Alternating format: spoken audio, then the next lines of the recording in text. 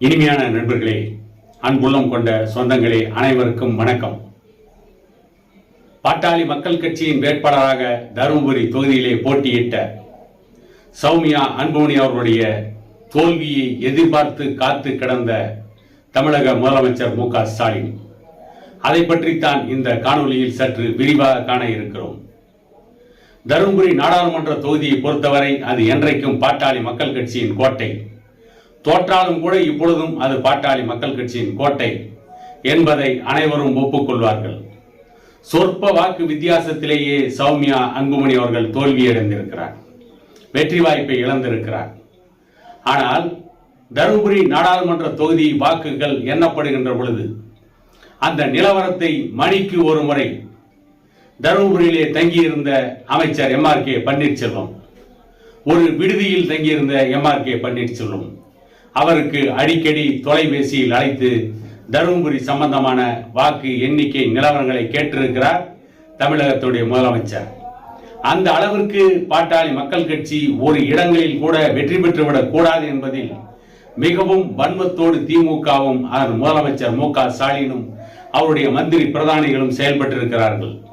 காரணம் என்னவென்று கேட்டால், திராவிட கட்சிகளை தாண்டி இன்னொரு இயக்கம் தமிழ்நாட்டிலே வளர்ந்துவிடக் கூடாது என்பதிலே திமுகவும் அண்ணா திமுகவும் குறியாக இருக்கிறது.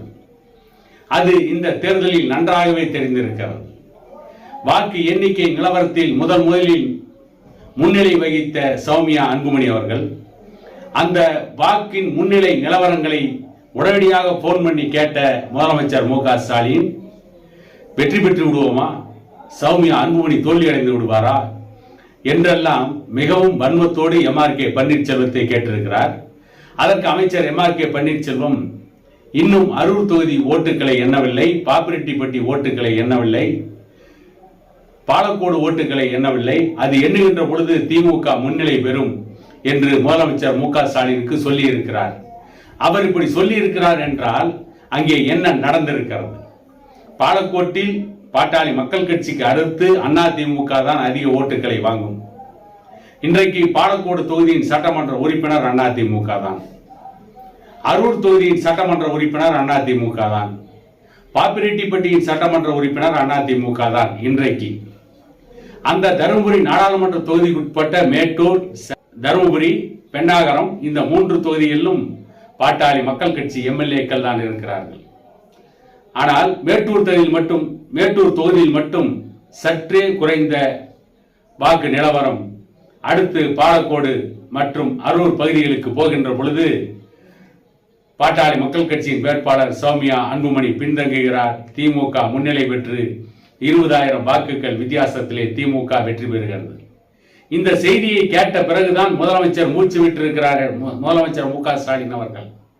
அந்த அளவுக்கு பாட்டாளி மக்கள் கட்சியை தோற்கடிக்க வேண்டும், தருமபுரி தொகுதியிலே சௌமியா அன்புமணி வெற்றி பெற்றுவிடக் கூடாது, பாட்டாளி மக்கள் கட்சியை சார்ந்த வேட்பாளர்கள் வெற்றி பெற்றுவிடக் கூடாது, குறிப்பாக தமிழகத்தில் தருமபுரி தொகுதியில் மட்டும் பாமக வெற்றி பெறக்கூடாது என்று கங்கணம் கட்டிக்கொண்டு திமுக மட்டுமல்ல அண்ணா திமுகவும் செயல்பட்டிருக்கிறது.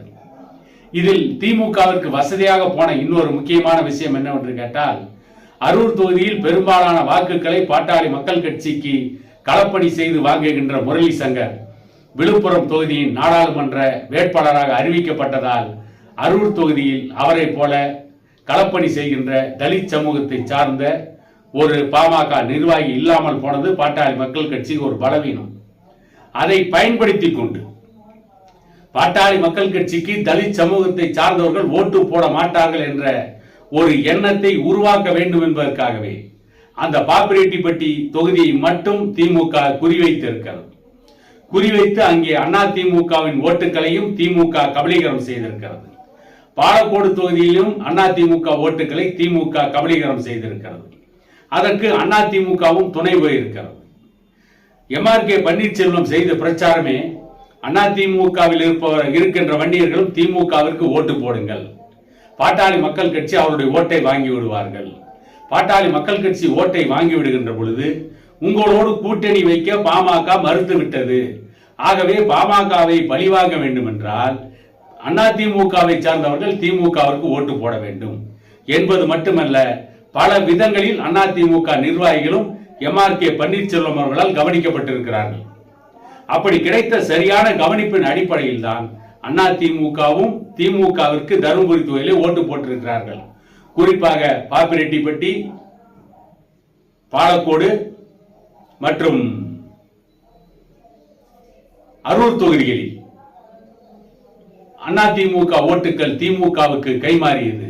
ஆகவேதான் அந்த தொகுதியிலே திமுக வெற்றி பெற்றிருக்கிறது. ஆனாலும் அந்த வெற்றியை அவர்கள் கொண்டாட முடியவில்லை. மைகளில் உயிர் தப்பினார் என்கின்ற கதையாகத்தான் அந்த தொகுதியிலே திமுக வெற்றி பெற்றது. தோல்வி அடைந்திருந்தாலும் கூட சௌமியா அன்புமணி அவர்கள் தருமபுரியிலேயே முகாமிட்டிருந்தார். தருமபுரியில் தோல்விக்கு பிறகு அவர் ஊடகவியலாளர்களிடம் பேட்டி கொடுத்தார்.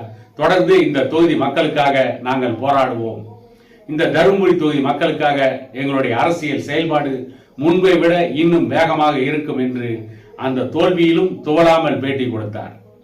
ஆனால் வெற்றியை கொண்டாட முடியாமல் திமுக தான் தருமபுரி தொகுதியிலே தத்தளித்துக் கொண்டிருக்கிறது என கூறிக்கொண்டு இன்னொரு காணொலியில் உங்களை சந்திக்கும் வரை உங்களிடமிருந்து விடைபெறுவது உங்கள் எடப்பாடி துரைசாமி.